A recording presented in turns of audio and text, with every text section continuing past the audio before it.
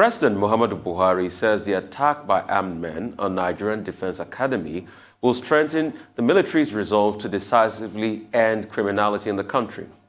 Buhari says the attack comes at a time that the military has put insurgents and other criminal elements on the retreat. The Nigerian leader also warned citizens against playing hateful politics with the attack. He says rather than criticizing the military, citizens should support those in the trenches to defeat evil people. More so, the Nigerian Defense Academy, at the prompting of the Chief of Defense Staff, General Lucky Irabo, has set up a board of inquiry to probe the breach of security at the academy with a view to punishing any personnel found culpable. The military, however, dismissed report that the personnel manning the closed-circuit television in the institution were asleep when the bandits struck on Tuesday morning. The kidnapped military officer is an assessment of the kidnap incident by General Irabo reveals that the bandits gained access and escaped through the barbed wire fence of the military academy. It was observed that the bandits broke into 5 flats in the same block of the military residential quarters. It has also been revealed that the bandits' escape route leads to an open bush near Gidangafo village in Afaka. The presidency also reacted to some recent utterances by Governor Samuel Ortom of Benue State, where he accused President Muhammadu Buhari of making grazing routes a condition for peace.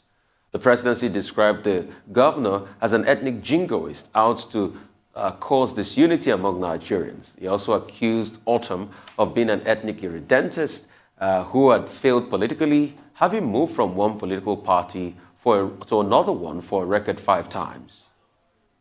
Meanwhile, Zamfara State Governor Bello Matawalle is asking the federal government to declare a state of emergency on security in the northern part of the country. The governor said this while playing host to Assistant General of Police Ali Janga at the government house in Gusau. He laments that if the bandits could have the courage to invade the Nigerian Defense Academy, NDA, Kaduna killings 2 military personnel and abducting a senior officer, then it means nowhere is safe. The northern Nigeria has to be declared a state of emergency on security, so the security can be mobilized and mop up from some part of the country to come and deal with these criminals. Because if from Zamfara to Sokoto cannot be accessed, we're in trouble. We're in trouble. Right, Tundu, a lot to chew on this morning. Yes, and as the dust is settling on that NDA attack, we're getting more details. I'm kind of comforted by that denial that we heard from the army that the people manning the CCTV were not napping. At least there's that one detail that's not as excruciatingly embarrassing as the other things that we've heard. At least that they were not, negligent or derelict in their duty. But regarding the presidency's statements about Governor Ortom, frankly, I'm baffled. What on earth does that whole diatribe have to do with the matters that Governor Ortom referred to? Whether or not he's whatever they called him is really beside the point. And what about the fact that their statement, the statement from the presidency, does not address the issues? So those mass burials that we all saw did not happen. I think the highest one that I can remember was in 2018, where 72 people were killed by criminal herdsmen. And we all saw those mass burials. There have been numerous in Benue State, so that has nothing to do with it. It has nothing to do with the attempt on Governor Ortom's life, or was it he that tried to assassinate himself? Was it Governor Ortom who tried to assassinate himself? I mean, really. The statement I found really embarrassing to come from the presidency. It was an unnecessarily vicious attack. And they who so vividly recall the Rwanda massacre and its causes should be the last ones to be trying to set up committees to force, to impose open grazing when 17 states have said they do not want it. As for Governor Matawalle and the declaration of state of emergency, I don't know. I think at this point, I don't know. I'm not a security expert, which is why I've never run for office claiming to have the answers. But at this point, declarations just don't cut it, do they? We've had all kinds of declarations. We've had marching orders and what happened there. Look at what happened in Plateau State. Curfew was declared. Yes, it was relaxed, but there was still a curfew on, and 36 people were slaughtered in their homes. So right now, I'm at a total loss, frankly. So, Batsi? Well, I think that the government is mismanaging the situation. First, let's start with the statement from the presidency with regard to incidents that occurred at the Nigerian Defense Academy. We are told that, the Nigerian military would be encouraged by what has happened at the Nigerian Defense Academy to do a lot more to secure lives and property. Well, that sounds like some kind of self-indictment. It also sounds like some kind of invitation to treat. If an attack on the elite military institution in Nigeria is what it will now take for the military authorities to do what they should do, I think that that is unfortunate. Is the government saying invariably that there should be more attacks so that that will be a source of motivation to do a lot more? So I find the opening logic in that statement issued by Femi Adesina rather curious. And perhaps in response to that, we now had a situation in Zangam, in Jos North local government area. You recall that we had a guest on this program from Plateau State, and I had asked him, do you think that the governor had acted too early to relax the curfew in Jos North, Jos South, and Basa local government area? And he said, oh yes, the governor of Plateau State, Simon Lalong, was on top of the situation. It's not up to a week, and we have had this attack in Zangam village in the Jos North area of the state, which means that sometimes, the people who are supposed to provide security do not read the situation well enough. When there was the initial attack and persons were killed in Rukuba part of Plateau State, there was a reprisal attack on, some people who were returning from Bauchi State who had gone for prayers. I thought that anybody that is intelligent enough in the corridors of government will realize that there will likely be reprisal attacks. And now we had, persons again killing over 30 persons in Jos North local government. Now, there was a statement from the military, from Operation Safe Haven, which is the military operation in that part of the country. The statement said, well, the people were going house to house.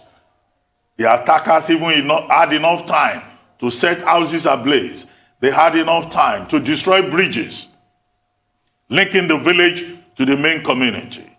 And then the statement, in one disgraceful paragraph, said that, troops eventually, when they are to restore normalcy. What is the meaning of that eventually?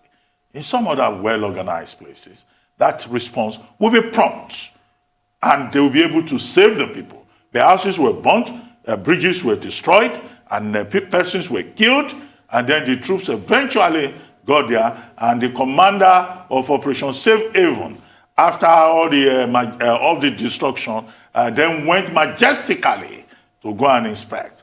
If you compare that to what happened at the NDA, the explanation is just as stupid.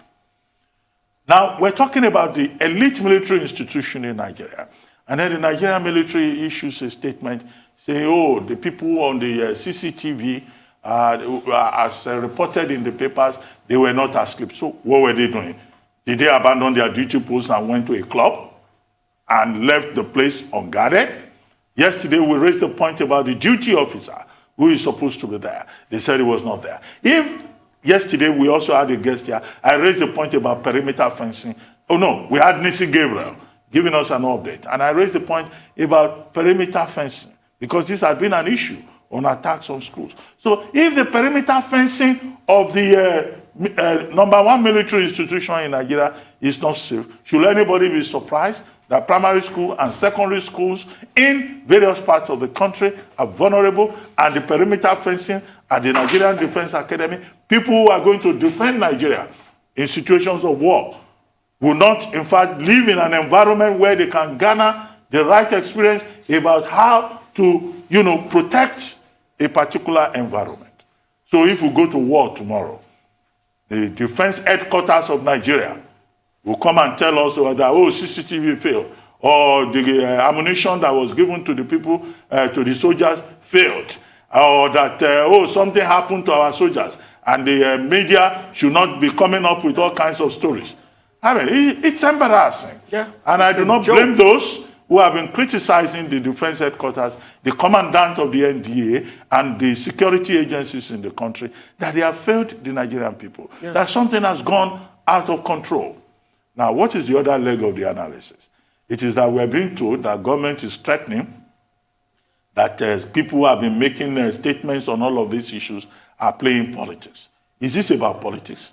This is not about politics. This is about safety. This is about security. This is about, the Nigerian state standing up to be counted when the people need it most. And we have been told that some media houses may be sanctioned, or they will be shut down for providing analysis, or for inviting guests who have the courage to say, look, this thing, there's something to this thing that goes beyond the surface. Well, the truth of the matter is that this is a big embarrassment to the Nigerian government of the day. This is something that has demoralized many Nigerians, and we need to be told what is going on. The defense headquarters says they've set up a panel of inquiry. That's very familiar. Every time something happens, we hear that there will be investigation. I won't be surprised before the end of this week or very early next week if there is a major National Security Council meeting, and there will be a press briefing after that National Security meeting. And then we'll be told about security architecture, kinetic architecture, non-kinetic architecture. Nigerians just want to be safe. The ordinary Nigerian is not playing politics with security. This is not about APC or PDP or ABGA or any other political party. But we're happy that the state authorities are telling us that Major Danon did not die, that he was the major that was abducted. And the kidnappers were asking for 200 million naira. Okay, who is going to pay that 200 million naira? However, they resolve it. The fact that Major Daton is said to still be alive is enheartening, and the Nigerian state must do everything to make sure that he is rescued. This is one other incident, too many. We hope one of these days, we hope that these terrorists will not just decide to attack government houses, because even government houses are not safe. If the NDA is not safe, what stops them from just rolling their arms and ammunition into a government house and abduct a sitting governor? If they abduct a sitting governor in this country, well, let us see. I mean, it's sad. I mean, it's so sad that, real quickly, I think it was Ralph Waldo Emerson that said, what you do speaks so loud that I can't hear what you say. Now the government, it's about what you do to stop all of this. We don't want to hear what you say any longer. We don't want to hear the messages, the rhetorics, the statements, issues. Just do something. Really, Nigerians are crying. And Nigerians don't really care about your politics. They just want a safe country. Is that too much to ask for? That's all on News Headline. We'll take a short break. When we return, we'll have Rotus Udiri, Michael Wilson, Aaron Akejola. Give us updates on Africa global business, sporting activities across the globe. Stay with us.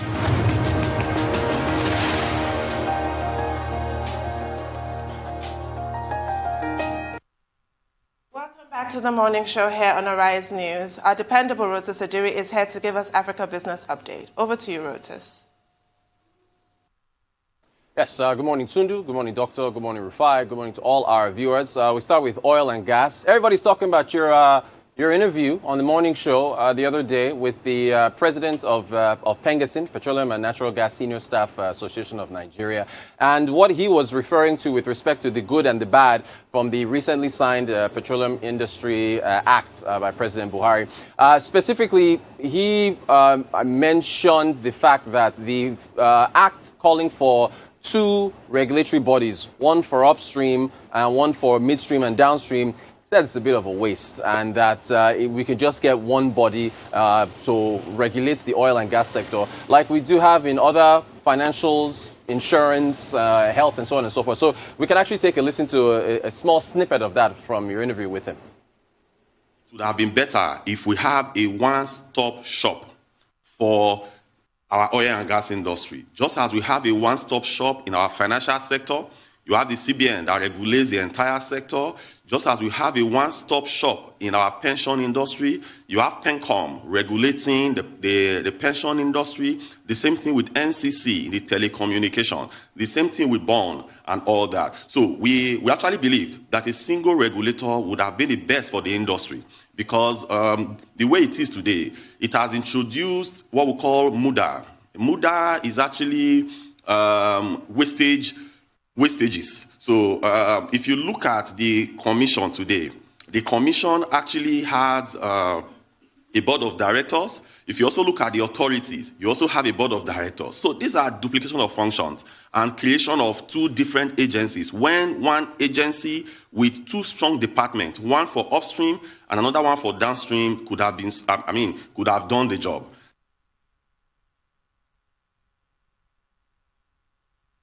Right. So, look, and the reason why a lot of people are talking about that interview is because, you know, when you hear waste and you hear Nigeria, it's kind of synonymous. And so, remember when President Buhari got into office, he talked about reducing the amount of ministries, departments, and agencies and merging them because of duplication of duties. And that's what Mr. Osifo has mentioned there for the PIA. No act is perfect, right? And there's no bill out there that's perfect. But you've seen, since this act has been signed, the morning show, all of our Rise News and every one of our segments, we've been having different sector players who have come up to, you know, point at parts that can be improved. But it's law now, but then, you know, that is a big conversation point as far as whether or not we need more than one regulator for the oil and gas sector. Still on oil and gas, Mele Kyari, Group Managing Director of the NNPC State Oil Company, made a presentation to the National Assembly where he was giving a price projection for crude oil. So 2022 projected crude oil price, according to the NNPC, $57 a barrel. $61 a barrel for 2023, and I think $62 or so for 2024. He talked about price moderation factors, COVID, how that affects demand going into next year, how it is managed, vaccinations, also switching to renewables, how that's, you know, around the world and how that affects oil demand. So those type of factors are what he mentioned with respect to affecting what they see as as oil price movements going forward. And you know how much Nigeria depends on that. Also, he talked about the National Assembly assisting the NNPC in curbing smuggling. Of course, after your exclusive interview with the president, where you threw that question at him about downstream regulation of the downstream sector, subsidies, smuggling, the president brought up smuggling, saying that was a major issue. So he convened the NNPC, they got the EFCC involved, and a number of other security agencies, I think the National Civil Defense Corps as well. So he pleaded with Mele Kyari pleaded with the National Assembly to assist. Of course, we all know it's price that is motivating the smuggling. So if you address the price, then you address smuggling. So we'll see how that works out. Another thing on price. Now we move from oil and gas to banking, foreign exchange. So there was a mass communication from Nigeria's banks yesterday to customers across the country on the PTA and BT. That's personal travel allowance and business travel allowance, with respect to utilization and, you know, the fact that the CBN has ended sales to BDCs and now it's all with the bank. So the banks are just reiterating the rules. Personal travel allowance is capped at $4,000 per quarter. Business travel allowance is capped at $5,000. If you use fake documents to procure FX, you will be prosecuted and your account will be closed. You can't ask for FX on behalf of a third party. You know, you have to show travel documents before you. But the one that stuck out was that unused FX, if you go and get personal travel allowance or business travel allowance and you don't use it, you have to return it in 2 weeks. That's so, you know, it's, which, you know, how that's tracked is, you know, different story. But if you don't use the FX, you have 2 weeks to take it back to the bank and return it. Now, what happens if you don't do that? That's interesting because there's a cap, right? Or as I just mentioned, 4,000, 5,000. So I would think if you don't use it, then it counts against your cap. But you have to return it. That's in the emails and messages that have been put out to the banks. We move now from Nigeria to South Africa. South Africa has rebased their GDP, gross domestic product. So the economy increased by about 11% in size, from 4.9 trillion rand to about 5.1 trillion rand, which comes out to about $370 billion.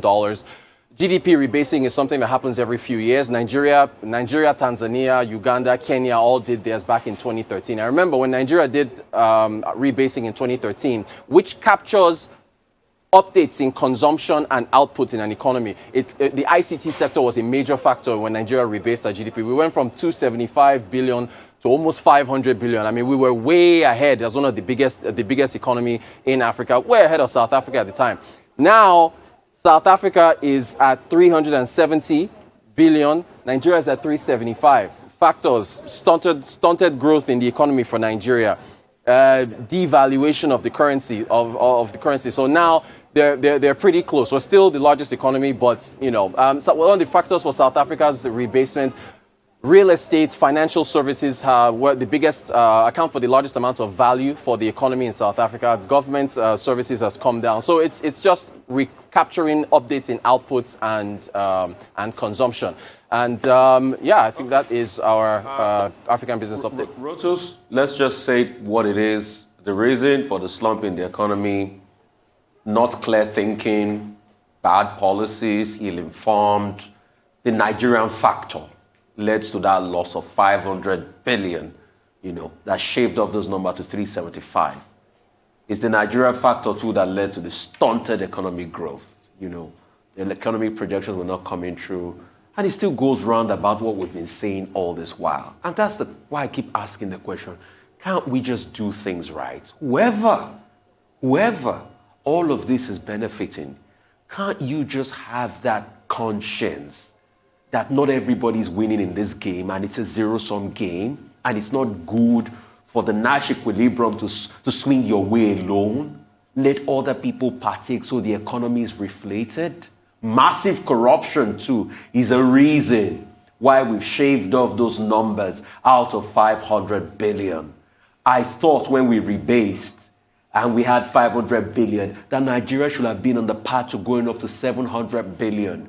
When that rebasing was done, Rodos, I was one of those that pushed my fingers in the air. I was so happy about the fact that I thought that maybe in a couple of years from now, we can add another 200 billion to it, get to 700 billion, and maybe in the next 20 years or thereabout, Nigeria could be a $1 trillion economy. But we have just gone back. It's a slippery slope. We need to think this country is blessed.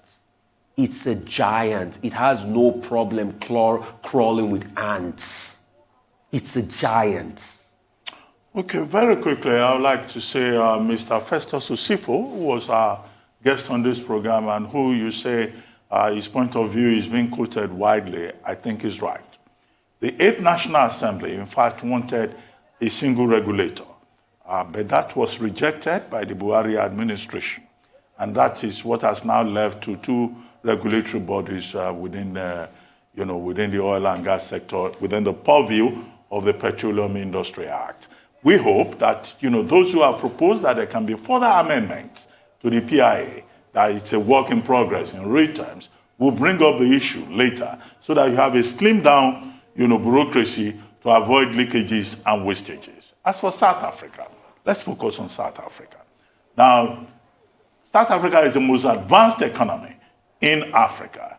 You may say Nigeria is still ahead by some $5 billion and all of that. But, okay, is it only GDP we should use? If we look in terms of the Human Development Index, if we look at the quality of infrastructure, if we look at this general situation in South Africa, even the management of COVID, it will seem that in other areas that matter, beyond statistics, that South Africa is still significantly ahead of Nigeria. And that's probably what matters to the ordinary man. Yesterday, you brought the figures in terms of the unemployment rates across Africa.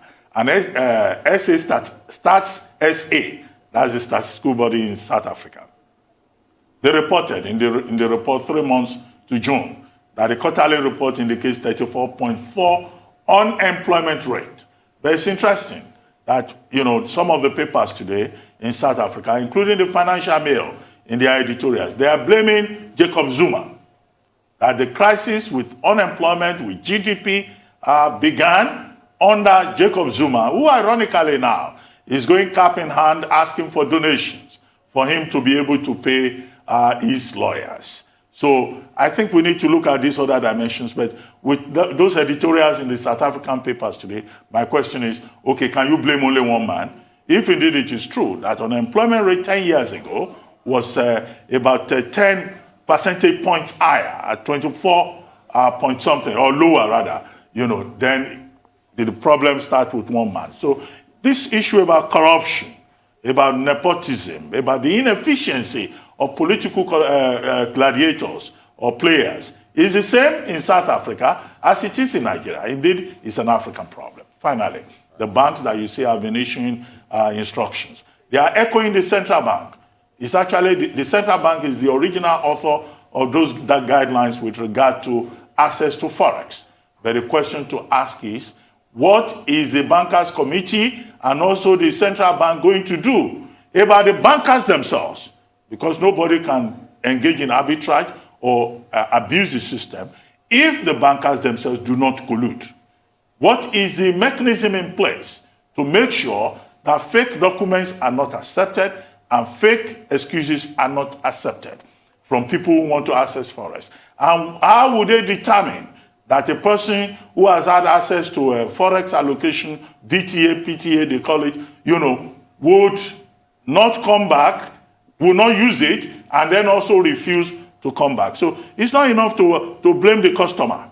Because when I look at those details about access to invisibles and all of that, okay, they are blaming people who want access to who want to fund invisibles without looking at their own internal systems. They should start from their own system, and the CBN must be vigilant to make sure that the bankers committee is not just doing PR by sending out emails that maybe their own staff do not believe in, or that their own staff will be the first to compromise. Well, I was wondering how they're actually going to police some of those requirements, but never mind, we've run out of time. Thank you, Reuters. Moving on now to more business updates. Michael Wilson joins us from London. Good morning, Mr. Wilson. Morning. I have to say good luck with collecting the unused travel allowances. Exactly. How do you police that? That will be very interesting, to put it mildly. Okay, so overview then. The Fed's preparing for its Jackson Hole thing under the cloud of the Delta variant. We've had more crackdowns in China as well. And most importantly, we've had the first pandemic rate rise in South Korea.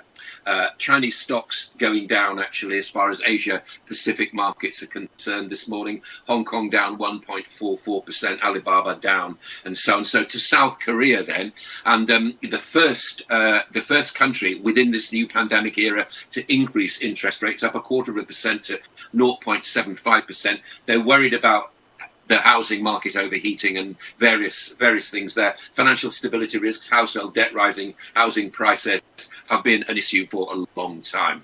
Good luck with that, of course, as well. Now, back to China, and after hours last night, the after school crackdown. This is about private tutoring companies. It's a huge business. They're mostly listed in the United States. There's about 250,000 full-time and contract employees, and this is going to add pressure to China's unemployment problem. A record 9 million, get this, 9 million recent graduates this year are without a job.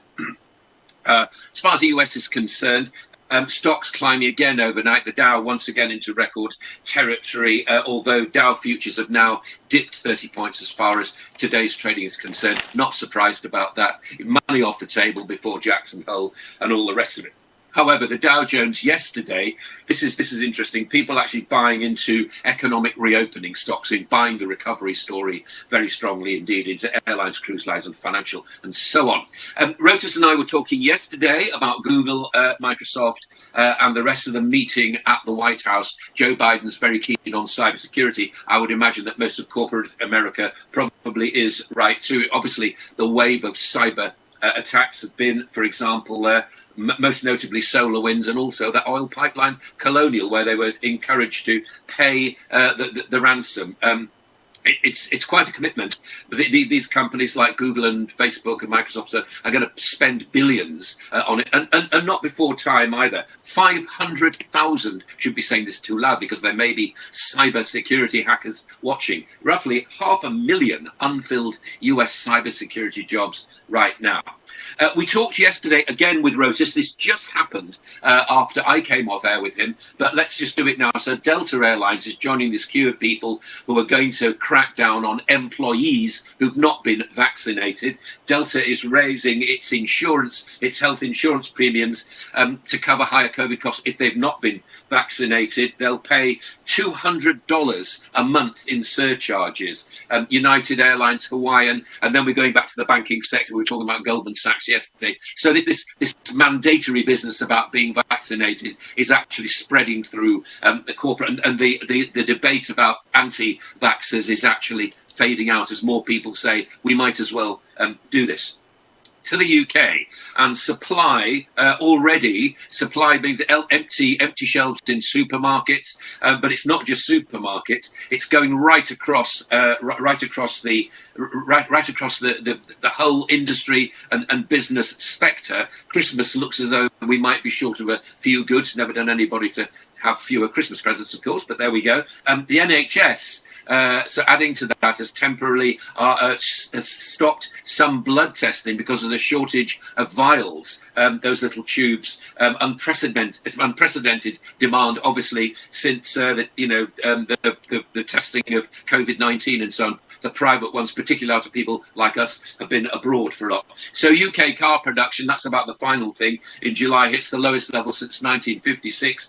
It's not just because of semiconductor shortages. The other thing is that second-hand car market is actually quite high too. Now, I know you were talking about predictions of the oil market. I can't join in with those because I don't share that kind of wisdom. All I can tell you is roughly round about now, it's about $70 a barrel. That's not too bad for most people. Gold and silver, well, those precious metals are waiting what comes out of Jackson Hole and whether the US is going to tighten.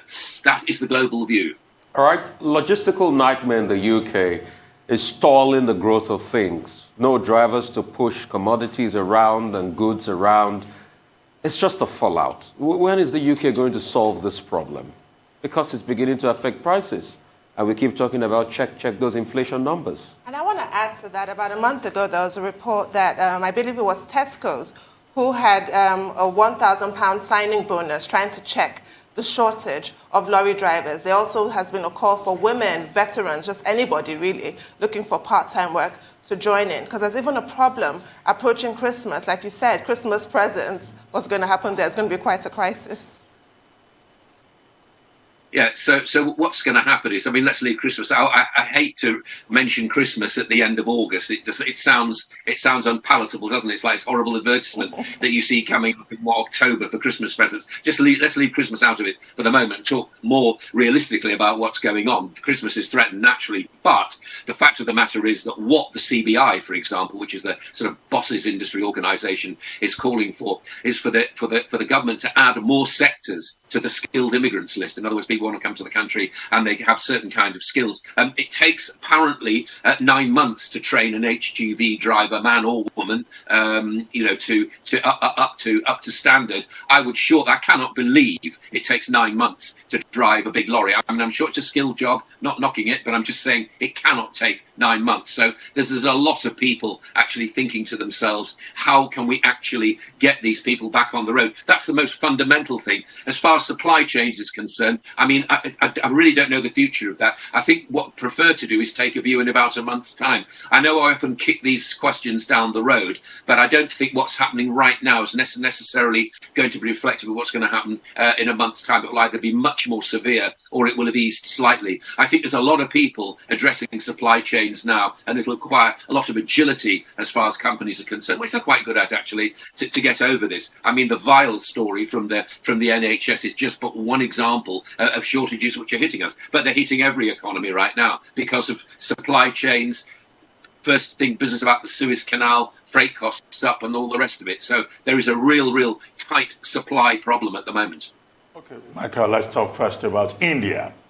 Today, Yahoo News, Yahoo Cricket, Entertainment, and Makers India are shutting down in India because of the foreign direct investment regulation imposed by India. Reduction of FDI in the news and cultural affairs space by from 49% to 21% to take effect by October. But from today, Verizon Media, which bought Yahoo in 2017, is pulling out. They will leave only Yahoo Mail. But I find the position of the Indian authorities is quite contradictory.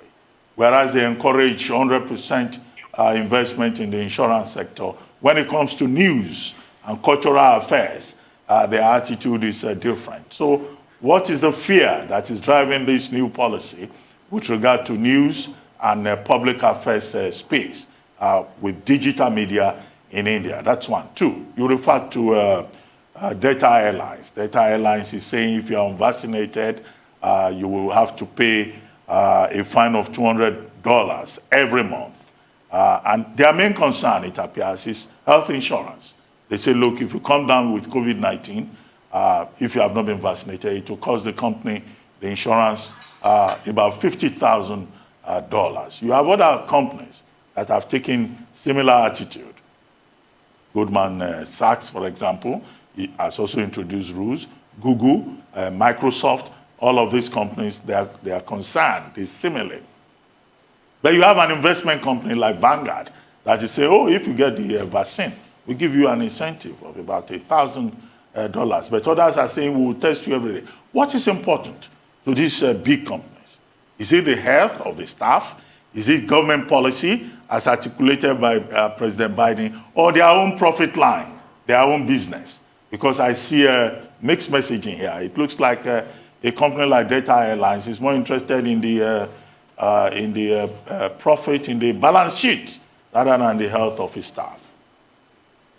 I'm sure that that's what you do in these situations, don't you? Follow the money, and yeah, of course they're worried about that. Why wouldn't they be? I mean, people have got all the opportunities now. That the vaccines are FDA approved in the United States. We don't know what I've been double jabbed. A lot of people were looking forward to our third jab. We don't know how effective it is. We know a lot of hard work has gone in a lot of cases. Some of it not being paid, some of it has been paid by the large pharmaceutical companies to make sure that the vaccines are effective. I'm not an I'm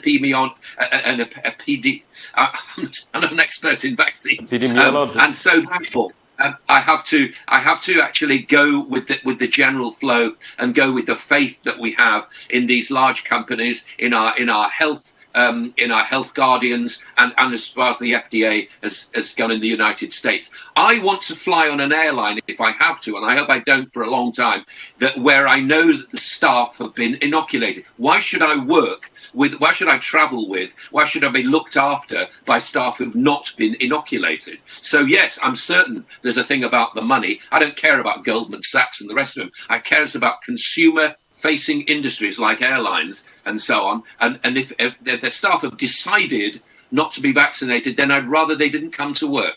I'd rather that we were all facing in the same way. I don't know whether face masks actually get in the way of germs, as we used to call them, or whatever you want to call what happens with COVID.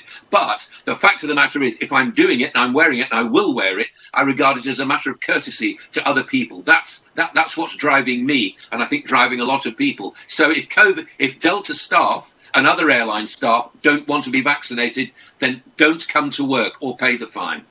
India. I mentioned India. And India, I find Modi very, very odd. I can't get a handle on him at all. He's supposed to be the person who's bringing good business practices to a nation that is striving to come out. It's sort of caught in between massive corruption, massive problems within its industry, and yet it's a huge manufacturing nation, and it wants to take its place at the top table of countries, wants to be part of G7 and all those kind of things. I do not understand why he is clamping down on FDI. It may be something to do with security. Maybe you put your finger on it when he mentioned digital industries and so on. Maybe that's what it's about. I simply do not understand it, and it's not the way forward. I think India does not want to isolate itself from the rest of the world, cricket notwithstanding. I mean, but I'm surprised you're surprised about Modi, because that's who Modi is. Religious riots. You remember at a point Modi even couldn't enter America until he became prime minister in India. So that's who Modi is. Let's call him what he is. He's a bigot, really. All right, moving on. Thank you so much for your time, Michael.